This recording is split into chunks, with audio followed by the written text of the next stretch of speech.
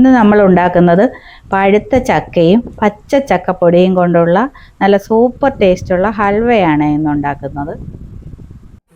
ഓയിലും എണ്ണയും ഒന്നും ചേർക്കാതെ നല്ല നെയ്യും ശർക്കരയും മാത്രം ചേർത്തുകൊണ്ട് നല്ല സൂപ്പർ ടേസ്റ്റുള്ള ഹൽവയാണ് ഇന്നുണ്ടാക്കുന്നത്.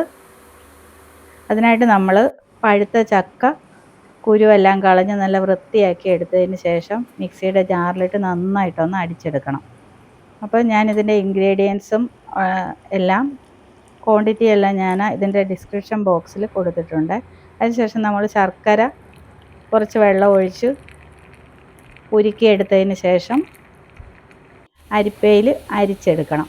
അത് നമ്മൾ ചുവട് കട്ടിയുള്ള ഒരു ചീനച്ചട്ടിയിലേക്ക് ശർക്കര ഉരുക്കി അത് അരിച്ചെടുത്തത് ഒഴിച്ചതിന് ശേഷം നമ്മൾ അടിച്ചു വച്ചിരിക്കുന്ന ചക്കയുടെ പൾപ്പ് കൂടെ അതിലേക്കിട്ട് ഇളക്കണം. അപ്പോൾ തവി കൊണ്ട് അടിയിൽ പിടിക്കാതെ നമ്മൾ കൈവിടാതെ ഇളക്കി കൊടുക്കണം, എന്നാലേ ഇത് നന്നായിട്ട് കിട്ടത്തുള്ളൂ. അത് പ്രത്യേകം ശ്രദ്ധിക്കണം. ഇതിനകത്ത് നമ്മൾ ചക്കപ്പൊടി കൂടാണ് ചേർക്കുന്നത്. ഇപ്പോൾ ഞാനിത് ഈ ചക്കപ്പൊടി നമ്മുടെ ആലപ്പുഴ ജില്ലാ കൃഷി വിജ്ഞാന കേന്ദ്രത്തിൽ നിന്ന് വാങ്ങിച്ചതാണ്.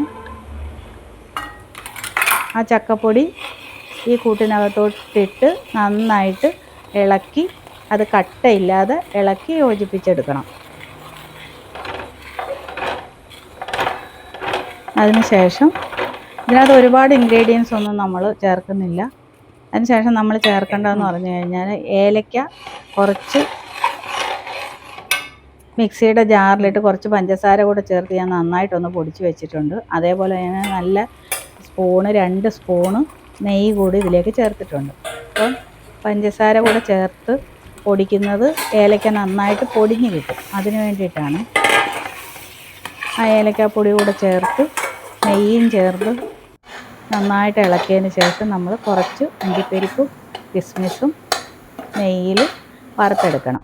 കിസ്മിസ് വേണമെങ്കിൽ നമുക്ക് അത്യാവശ്യം അത് വേണമെങ്കിൽ സ്കിപ്പ് ചെയ്യാം.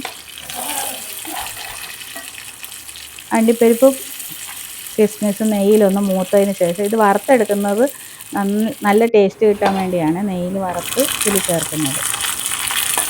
അണ്ടിപ്പരിപ്പും കിസ്മിസും നന്നായിട്ടൊന്ന് നെയ്യിൽ കിടന്ന് വന്നതിന് ശേഷം നമ്മൾ പഴുത്തിയെടുത്തിരിക്കുന്ന വെള്ളം വറ്റി വന്നിരിക്കുന്ന ഈ ചക്ക കൂട്ടിലേക്ക് ഇട്ട് ഇളക്കണം.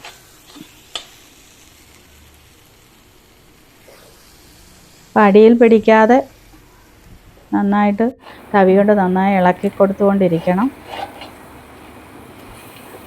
നമ്മൾ വറുത്ത് വെച്ച അണ്ടിപ്പരിപ്പും കിസ്മിസും അതിലേക്കിട്ട് ഇതുപോലെ എണ്ണ തെളിഞ്ഞ് വന്ന് ചീനച്ചട്ടിയിൽ ഒട്ടും പിടിക്കാത്ത പരുവത്തിൽ വേണം നമ്മൾ അത് ഒരു പ്ലേറ്റിൽ നെയ്യ് തൂത്തതിന് ശേഷം ആ പ്ലേറ്റിലേക്ക് കോരിയിട്ട് ഒരു സ്പൂണിൽ ലേശം നെയ്യ് പുരട്ടിയതിന് ശേഷം മുകളിൽ ആ സ്പൂൺ കൊണ്ട് നിരപ്പാക്കിയാൽ നല്ല ഷേപ്പിൽ കിട്ടും ഹലുവ. അതിന് ശേഷം അതിൻ്റെ മുകളിൽ കൂടെ നമ്മൾ കുറച്ച് അണ്ടിപ്പരിപ്പ് ഇട്ട് കഴിഞ്ഞാൽ കാണാനുള്ള ഭംഗി.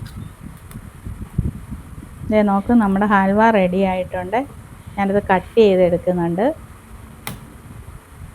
മോള് അഞ്ചുകുട്ടി അടുത്ത് വന്ന് നിൽപ്പുണ്ട് ഹലുവയുടെ ടേസ്റ്റ് അറിയാനായിട്ട്. അവളാണ് ക്യാമറമാൻ. അവളുള്ളപ്പോൾ മാത്രമേ എനിക്ക് വീഡിയോ ഇതുപോലെ നല്ലതായിട്ട് എടുക്കാൻ പറ്റത്തുള്ളൂ.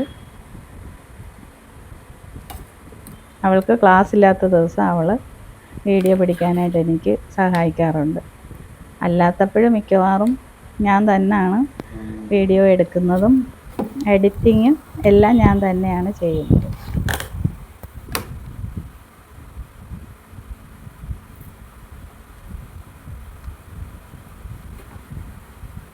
നെയ്യും ശർക്കരയും ഏലക്കാപ്പൊടി ചക്കപ്പഴുപ്പും പച്ച ചക്കപ്പൊടി മാത്രം ചേർന്ന ആയതുകൊണ്ട് കുഞ്ഞു കുട്ടികൾക്കൊക്കെ നമുക്ക് ധൈര്യമായിട്ട് കൊടുക്കാൻ പറ്റുന്ന ഒന്നാണ് ഈ ചക്ക ഹൽവ. അതേപോലെ തന്നെ നല്ല ടേസ്റ്റ് ഉള്ളതാണ്.